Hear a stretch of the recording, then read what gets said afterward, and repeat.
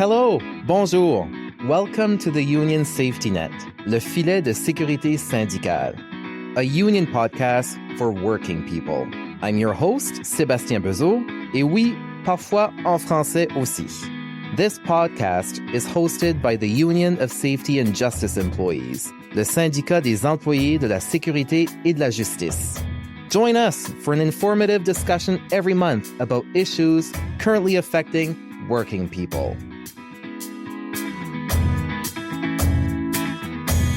On this episode of the Union Safety Net, we have a timely conversation with the national president of Canada's largest public sector union, the Public Service Alliance of Canada, to discuss the federal government's recent announcement to require all federal public service employees to be in office 4 days a week beginning July 6, 2026. Sharon DeSouza is the national president of the PSAC. Sharon was elected as the national president of the Public Service Alliance of Canada at PSAC's 20th National Triennial Convention in May 2024. She previously served as PSAC's National Executive Vice President, a position she held since 2020. Sharon is the first racialized woman in PSAC's history to serve as National President and National Executive Vice President. Sharon, thank you for coming back to the Union Safety Net. Well, it's a pleasure to be with you and all of USJE's members. Now, last time you were on the Union Safety Net, it was in July 2024 after getting recently elected. You quickly faced several challenges. The usual bargaining process with Treasury Board and other employers, the government's comprehensive expenditure review, and now, in the midst of ongoing bargaining, and without any consultation with unions, the federal government announced its intention to require all federal public service workers to be in office a minimum of 4 days a week beginning July 6th, while the executives will have to be on site 5 days a week starting May 4th. So Sharon, how are you doing? Well, I have to say I've seen better days. I am just so angry. I cannot express how angry I am. On the 5th of February, we received a notification in our inbox from Treasury Board that they wanted to have a meeting regarding the deputy head's message. And so I thought, okay, this is a little odd. So these emails don't happen regularly, like we need to meet you like tomorrow, No, but usually there's a couple of days notice if there's something coming down the pipe. Okay. So I'm like, deputy head message, why would we be meeting? And we're meeting regularly on workforce adjustment. Right. And so I'm constantly viewing my inbox to make sure that there's not one meeting missed. But the title of this was a little odd. The fact that, I've got about an hour's notice to be at this meeting, I thought was weird. So we had every single bargaining agent on, and then we had Treasury Board present. And I asked, that's the first thing I, went off mute and I asked the question, so what's this meeting about? Oh, well, we'll tell you momentarily. It's just about a message from the department heads. Okay. And then we waited a couple of minutes for others to join. I thought it was odd. And then it started. And it started with a representative from Treasury Board. I'm not going to name names, but pretty high up that says, if you recall, that Prime Minister Mark Carney made an announcement on December 8th that there is an expectation that he will be engaging with unions on the appropriate levels in office work of the public service. And you know what? Bing, it hit. Because as soon as that announcement went out, I went and I asked the question from the very same person at Treasury Board. Mm-hmm. And I said, what does this announcement mean? Are you looking to bring people in 4 days a week? What is your intention here? Mm-hmm. And the response is, no. It's just they're looking at things, but we will come back to you. But no, I cannot say that we're looking at anything. I also went to the president of Treasury Board and I asked the same question because I had asked for an emergency meeting with Minister Ali. And I asked him, and I'm like, is the intention to come in 4 days a week in office? Oh, no, there's different things we're looking at. There's no thing that we're considering. This is in December. Oh, wow. This is after the announcement. And to hear it, right, You could have all of a sudden this anger, and it was anger from the very depths of my being up to the front. And I have to say, I gave them a piece of my mind that I could ill afford to lose. I was just so damn angry at the disrespect. Yeah. You have to keep in mind, PSAC members, over 10,000 workforce adjustment letters have gone out. These notices to people in the month of January. They've been sitting in apprehension before the holiday period when the first announcement was made that they were going to do this. So you actively affected their mental health during the holiday season and then started putting out these notices that make no sense. We have no idea where these jobs are located, but here you are with no rhyme or reason. And then what are you going to do? You're going to put the rug out from underneath them and say, no. Come July, we're going to make sure that you're in office. So what does the union do? What does PSAC fight back against that, a respect towards its members? Oh, hell no. You know what? Our members have rights. And for one thing, we're in the middle of collective bargaining. Right. And there's a statutory freeze. That means the government can just arbitrarily change the working conditions. So I have to tell you, within less than 24 hours notice, we were out there filing unfair labor practice complaints to every one of our major bargaining units that is affected. Well, I was going to say, can the employer make unilateral changes to working conditions during bargaining? Like you say, you can't do that. Did the employer ever do that in the past? Is this a new tactic of theirs or what? Listen, all I can tell you is that this government runs differently. And there is a lack of consultation. There's no heads up. We are seeing cuts coming out of the blue without rhyme or reason. And at the end of the day, where's the work going to go? And now you're changing working conditions at a time where people need stability and jobs. So what is their intention? Well, I think it's a bullying tactic as a way to get people to leave.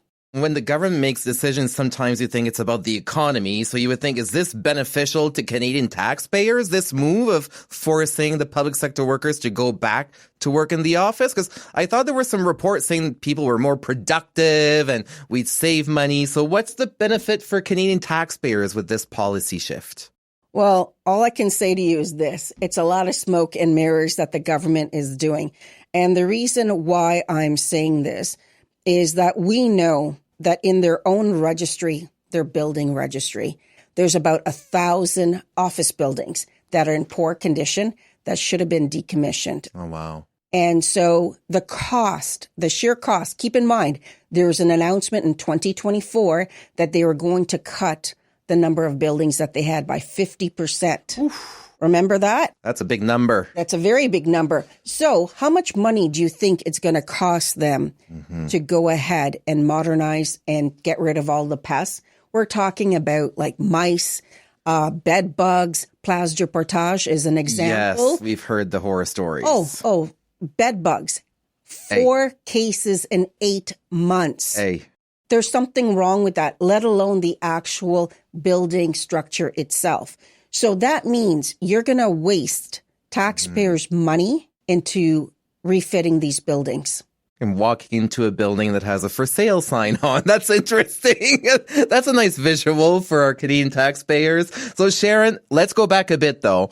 How is the current 3-day-a-week mandate been working so far? We know there are long commutes into the city for those who are traveling, and there's very limited office space and parking and rodents. So how is the current 3-day-a-week mandate been working so far? Oh my goodness, it's a hot mess. So imagine this, and I'm just going to use Ottawa because this is where we're at. Right. We have members who were hired during the pandemic, or they were told they entered into a remote work agreement prior to that. So they moved out. They've moved out to the suburbs. Rent is cheaper. Right. And they're, living their best life with some work-life balance, but still trying to struggle to make ends meet because things are more expensive now. Yep. Right? Yep. And they're being told that they have to come in. And if you can imagine that highway, the 417, trying to get into Ottawa, they're battling traffic for sometimes over an hour of a commute. And then what happens? Well, there's no workstations. You have to check in to get a workstation because there's not enough places. Hey. So you literally have a portable desk in your vehicle or on the subway or taking it by bus, coming in, signing in, only to get on MS Teams to talk to your colleagues. And then they pack it all up and they do it again. And so what does this mean? It means longer commute times. And there's people who actually, whose job is required to be in office because of the nature of it. Right. Yes. They're emergency that we need them. So now you're putting them through a longer commute time. Yeah. Let alone talking about the fact that these cars or these vehicles are idling on the highway. Yeah. You know, who needs that? No, I mean, I live in Halifax. There was a recent study. Halifax is the third worst city in Canada for traffic, and we lose roughly 111 hours a year in traffic. Imagine the time you could spend with your loved ones. Anyways, Sharon, what is your ideal scenario for a hybrid work model? Well, for one thing, it should be done on an individual basis, right? And I want to say something.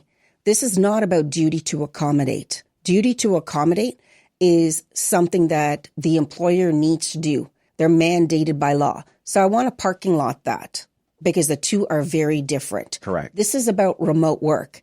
And not all jobs can be done remotely. But those who could, where someone would like to have that happen, should not be unjustly denied. And as far as I'm concerned, it does work. You know that study you were talking about earlier from Stats Canada? It was done between 2019 and 2023. It actually provided proof that people are more productive. We are not a corporation. We're the government of Canada. We're there to provide services and protect the people of Canada. And as far as I'm concerned, this is a poor decision from a government that says it wants to save money when in fact now it's going to have to pay out millions and millions of dollars of taxpayers' money for this poor decision. Well, your and PSCC's view for hybrid work models sounds like a reasonable ask. What can union members do to fight back at this stage? I mean, after all, you are the head of the union. You speak on behalf of the union, but the union is as powerful as its members, right? So what can unions do to fight back this policy? Without a doubt, people should be getting in touch with their MPs because that is their representative in Parliament. And they should let them know that this is not okay. In fact, MP Bruce Fanjoy yes, came out with a letter supporting the fact that remote work is the future of work and it should not be messed with. That speaks volume. He's a liberal who dethroned Pierre Poilievre from his riding. He walked the riding. He, ruined a pair of shoes. And he was proud that he represents a lot of public sector workers who works for the federal government. So do you think this weighs a lot of political clout that he speaks out?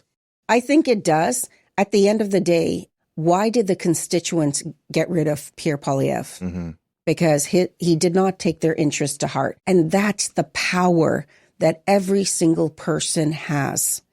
And right now we need to have these MPs working for us. But Sharon, as a union member who never met their MP, who don't feel comfortable meeting with them, does PSCC have any resource to accompany them and to empower them to go meet with their MP? Without a doubt. We have toolkits available on our website. Know your rights. Don't think just because you are a federal government employee that you don't have the right to a political connection with your MP.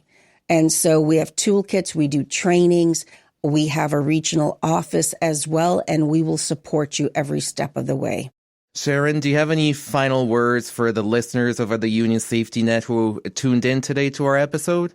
Yes. If you hadn't had a chance, look at our campaign For You Canada. Sign up to it. It sends a letter automatically to your MP. Get your friends, get your family engaged, get them to sign up as well. And you know what the strength of the union is? It's its members. That is the force. And united together, we're unstoppable. And I'll tell you something. The last federal election, we made sure public services was an election issue. That wasn't done by one person or two people, in the leadership roles. It was done because every single rank and file member chose to take a position and make sure that that was something we wanted to hear from the parties. Sharon, thank you so much for having taken the time to come back on the Union Safety Net. For our listeners, just so you know, we're recording this at 5:30 p.m. Eastern Time. I'm not sure where Sharon takes the time to eat, but she took the time to come here to make sure that she would speak on behalf of her members. So thank you for all the work you do on behalf of your union members, but also on behalf of Canadian workers. Sharon, thank you so much. Thank you, Seb. Merci. Thank you for joining me for this episode of the Union Safety Net, Le Filet de Sécurité Syndicale, a union podcast created by USJE for working people. If you have any feedback on today's episode or would like to suggest a topic you want us to cover, please reach out on social media platforms. We love to hear from our listeners. I'm your host, Sébastien Bezot, and I hope you'll join us next month for another episode of the Union Safety Net, Le Filet de Sécurité Syndicale.